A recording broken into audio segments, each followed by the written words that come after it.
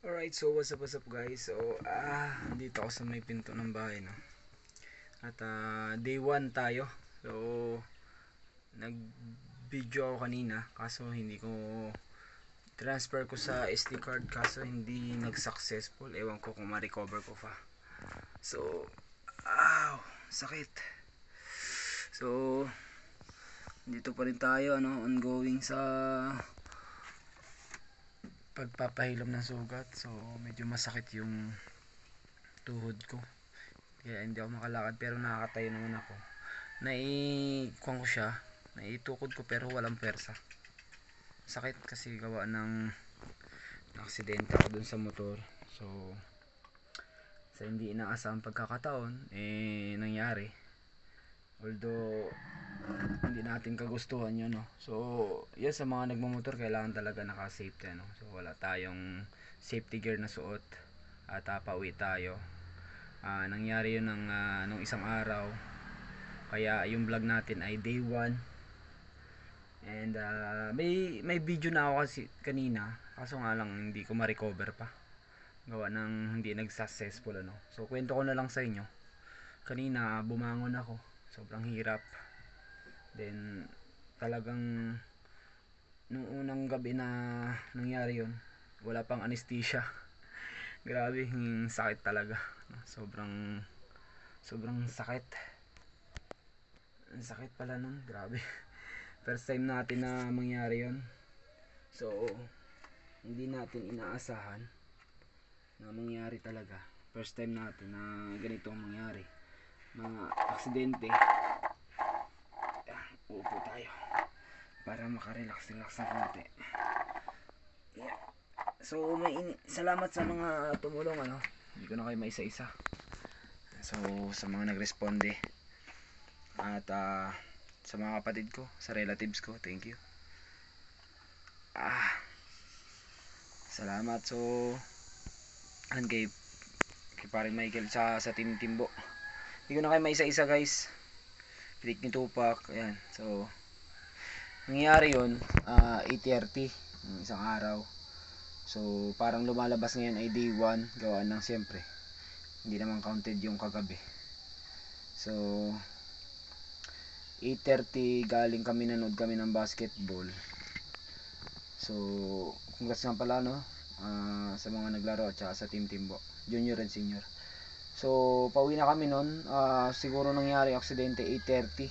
So, umuulan bahagya at ambon, parang ganun. So, wala akong angkas. At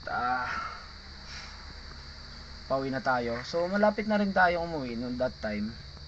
Nandito na rin sa malapit na siguro mga 1 kilometer bago dumating dito sa bahay. So, yun nga nangyari. Bale, marami kayo magkakasunod yun eh. Nabutan ko kasi yung linya nila. So, ang pinakahuli ay sinusundan ko yung motor, tricycle, tapos 4 wheels and jeep. Yun ang pagkakaalam ko. Yun ang pagkakasunod. So, dumating sa point na likuin yun, biglang bumirit yung silinyador ko. So, nag-stack up. So, talagang nakapremera ako nun. Yun, biglang hataw siya, siyempre. Biglaan na nangyari. Nakapreno ako bagya dito sa kwan ko. Sa unahan pa yata ako nakapindot eh.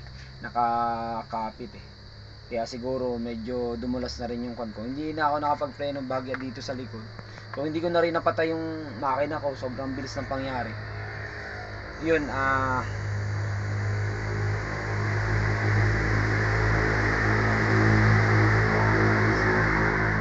nangyari nga, bale bumagsak na yung kwan ko, yung manubela ko, parang likuin eh, umislide gawa ng madulas yung kalsada. So, hindi na kinaya yung control. So, naitukod ko itong paa ko. Itong paa. So, sobrang bilis ng takbo kasi hindi kakayanin. So, naitukod ko. Then, ayun, parang padapa na yung kwan ko.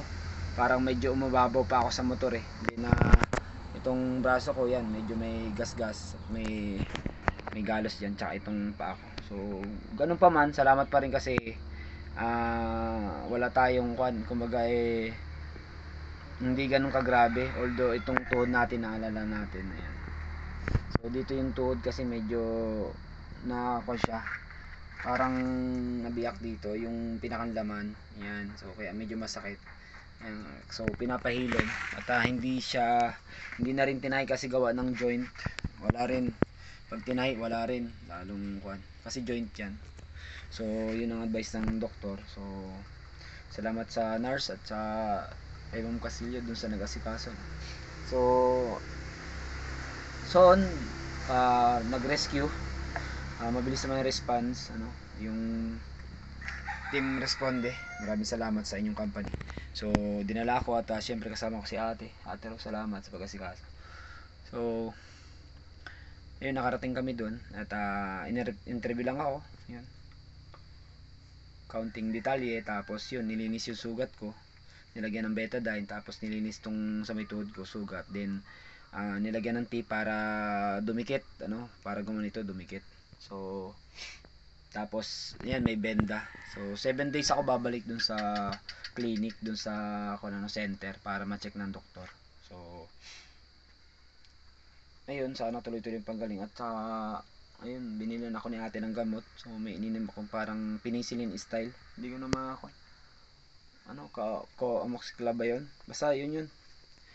Tapos tsaka yung sa kirot, yung first time ko isang gabi, hindi talaga, sobrang hirap kasi walang anesthesia, ang sakit talaga, parang alam mo yun, yung sugat mo parang tinutusok-tusok ng karayom, sobrang talagang nangingiyak na ako sa sobrang sakit. Hindi ako nakatulog. Siguro nakaidlip ako bahagya, pero sabihin mong hindi tulog yun. So yun, kinabukasan sobrang sakit hanggang ngayon. So sana tuloy-tuloy yung paggaling. At sa mga nag-aalala, okay naman po ako at yung pangalawang buhay, parang ganun yung nangyari. So ingat lang palagi, So kahit ano pang pag-iingat mo, talagang pag dumating sa iyo yung puntong disgrasya talaga. So that time na naging rider tayo sa Manila, 2 years plus din naman yun, 2 taon tayo naging rider, Lalamove, tsaka naging Grab tayo. So wala naman na aksidenteng nangyari. So dito tayo lang na aksidente. So ganun pa man, tanggapin natin, siyempre lesson learned. So susunod dapat talaga naka safety gear, So talagang kailangan. So sa mga kapwa ko rider, ingat kayo palagi at saka lagi tayo na mag-helmet. So ganun talaga. So ingat kayo palagi mga kaibigan, sa mga kaibigan natin mandirigma dyan. So palaging safety palagi iniisip, So swerte pa rin tayo kasi gawa ng yun lang din yung nangyari at buhay tayo. So talagang ang bilis ng pangyari. Sa ganung pangyari, although nakapag-react pa naman tayo, pero ang bilis sobrang birit talaga talagang kala mo talagang pinersa So delikente rin talaga dun sa parte na yon, yung likoy na yon, kasi medyo makipot yung kanya, yung pagka-carb. So hindi natin naasahan, bigla na talagang yung silinya. Siyempre pipiga ako ng silinyador ko, ang pasalungan yun So pagpiga ko, bumirit na siya. So hindi ko nang pwedeng salpukin yung motor, tricycle na nasa unahan ko. Kaya siyempre overtake ako. So paliko yun. Carb yun So sa ganung carb tapos umuulan bahagya, madulas talaga yung kalsada.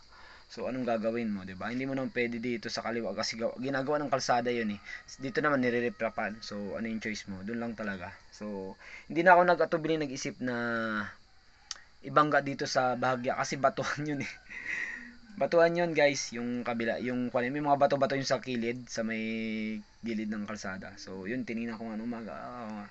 So talagang sa kalsada ko na lang talaga tinumbok, kumbaga doon ko na talaga binagsak sa kalsada kasi hindi ko na rin nagpipreno ako, siguro bagya sa una pero hindi ako nakapagpreno bagya dito sa uli, pero sobrang kahit magkapagpreno bagya, pero kung tuwid sana nangyari, kung tuwid yung daan at bumilt nga nun, kaya kong kontrolin kasi kumbaga patuwid lang naman yun hindi siya paliko kasi yung carb, syempre babangking ka nun, paliko siya, letter C kasi talaga yun, pa letter C yun, guys, yung pinangyarihan ko. So yun, sa mga nag-aalala, okay naman po ako sa mga sumusuporta sa atin. So, in-upload ko lang to, gawa ng gusto ko rin magka-remembrance habang siguro pag gumaling na ako at babalik tanaw ko na lang din yung mga nangyari na to. So, history.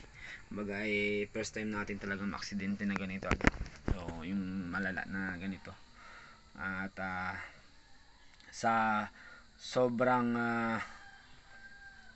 kasi siyam na taon natuto na ako magmotor siyam or 10 taon kasi kwan yun nung nagkamotor kaming Kawasaki. So siyempre 24 years na ako nagmumotor. Ngayon lang din na dali ng ganito. So hindi natin masasabi siyempre at mabait man o mayabang tayo hindi natin kagustuhan yung mangyari. So, ganun pa man, papasalamat pa rin tayo kay Papa God at sa mga tumulong sa atin. Maraming salamat sa mga nag-asikaso sa akin. At yung day 1 natin, ito yung day 1 natin. So, sa day 2, siyempre, kwentuhan ulit siguro tayo. Mag-vlog ulit ako. So, medyo mahirap lang gawa ng yung kuryente dito sa amin. Pawala-wala. Kaya, yun. Try natin. So, ingat kayo palagi guys. Ride safe sa lahat. Bye-bye.